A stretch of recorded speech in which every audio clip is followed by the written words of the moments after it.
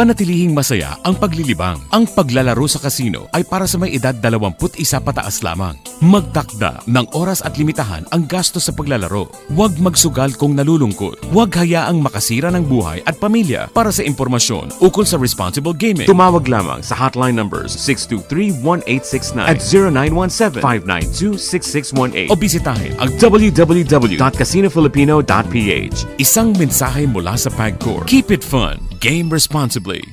Sa pamamagitan ng state-of-the-art 25,000 watts fully digital AM power stereo transmitter.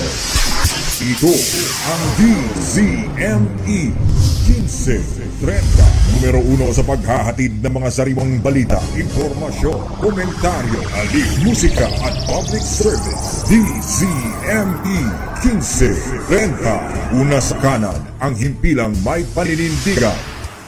Rex Kayanong sa Target On Air.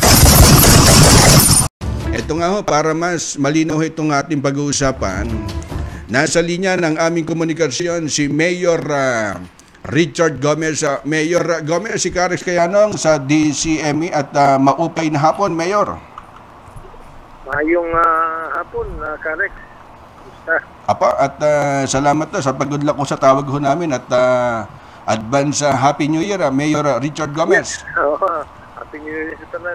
Apa, at ilang oras po, Mayor, na tumagal ho yung negosasyon para humakumbinsi yung babae na wag na hong ituloy ho yung kanyang tangkang pagpapakamatay? Inabot kami Rex sa mga hours, ng mga 35 minutes. Okay, sa tagal. Apa? O kasi yung babae, wala siyang tigil ng kaiyak.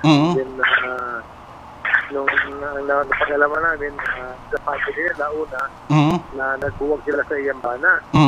Tapos nagbuwag sila sa iyang bana, gusto sila ng bana ang iyang anak. Then yung napahiyuyab ang babae, yun, nagbuwag sila. Apa? So with that, medyo si decided na sana bumabok sa tulay. Apa, siguro medyo matagal yung kinukonvince namin siya na huwag tumalon kasi malalim talaga yung tulay.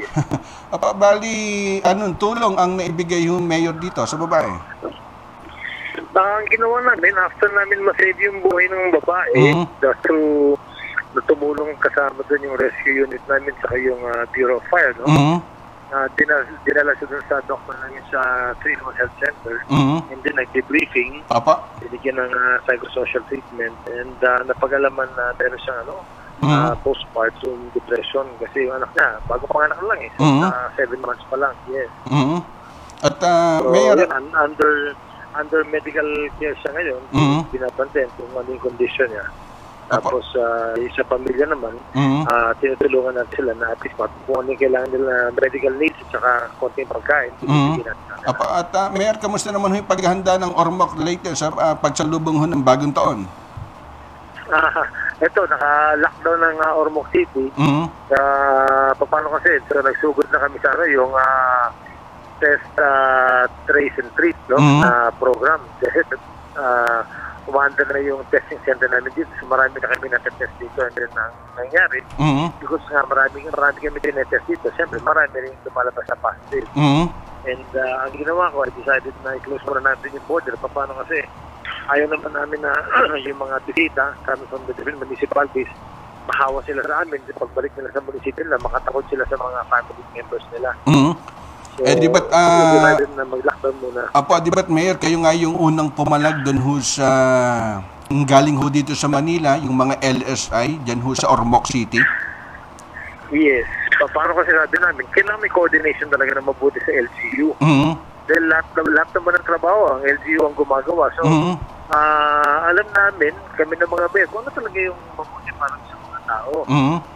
Like nung last time, malama din ako nung sinabi ng IATF na hindi, kailangan i-relax yun lang yung requirements para sa mga apple. Sabi ko sana, yung mga apple, yung problema namin, sila yung nagdadala ng, sila yung may karamihan sa kanila, sila yung may dala ng infection. Tapos kasi, medyo relax lang sila, hintas kung sila nagpupunta, sino-sino yung taong kausap nila. Sabi ko, we have to be little strict sa mga apple natin. So yun, nung gano'n, sabi ng IATF at saka ng DLG, mag-relax kayo. Yun, nangyari talaga tumaas yung incident ng COVID. Kumbaga, dyan sa Ormoc City, na-control nyo yung COVID-19 nung mag-uwi na talaga. Correct. Oo, correct. For 9 months, na-control namin yung COVID. Nung sinabi na hindi, i-relax niya yung pagpasok ng mga delikado talaga yan. But true enough, after 2 weeks, tumaas talaga, naglabasin yung mga COVID. At kanina nga, bago namin kitawagan, sabi nung aking driver, sabi niya, Ikarex, baka hindi mo alam nung kasagsagan ng ECQ, si Mayor ang ginawa niya, door-to-door, binigyan ng tig-isang sakong bigas yung kanyang kababayan sa Ormoc City. Yes. Oo. Ganun yung ginawa namin kasi nung mga first few months, di ba? Maraming kumpanya nagsara, maraming mga Pilipino, mga kababayan na nakuha dito, walang trabaho. So, ginawa namin, meron kaming budget, bumili kami ng bigas, and then lahat ng bahay sa Ormoc City, every household, binigyan namin ng isang sako.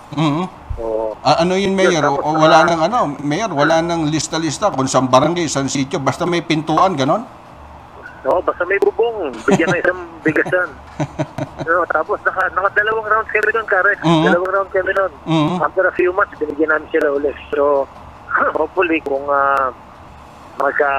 magkaroon kami ng surplus this coming 2021, hopefully, magawa namin ulit yun, mag-rehan ulit ng tig-isang sakong bigas yung mga taga-Ormoc. At kamusta naman yung mga negosyo, yung mga negosyo dyan sa Ormoc City? Paano unti-unti na hubang nakaka-recover ho sila, Mayor? Oo, nakaka-recover sila. Pero alam nyo, pag mga restaurants, talagang limited yung number of people sa loob. Pero yung mga malls natin, saka lahat ng matindahan, bukas naman sila lahat dito sa Ormoc. Okay, Mayor, baka meron kayong mensahe, gamitin nyo itong DCME, Mayor Gomez. Correct. Maraming salamat sa panahon. Gusto ko lang sabihin sa mga kababayan natin na itong COVID na to, hindi pa ito tapos, no? And yun binabalita nga sa radyo sa TV ngayon. Aside from this COVID-19, meron pang mas malakas na variant ng bagong strain ng COVID. So, kailangan talaga mag-ingat tayo. And I will always suggest na talagang kailangan mag-mask tayo lagi, mag-face shield tayo, tapos maghugas tayo lagi ng kamay at kung maaari, lumayo lagi tayo sa mga kasama natin ng mga tao. Yun talaga yung basic po, no? Until mabaksinate tayo ka natin. Salamat po, Mayor Richard Gomez ng Ormoc City. Mayor, mabuhay po kayo. Mabuhay kayo, magandang hapon. Yan ang tinig mga kaibigan ni Ormoc City, Mayor Richard Gomez.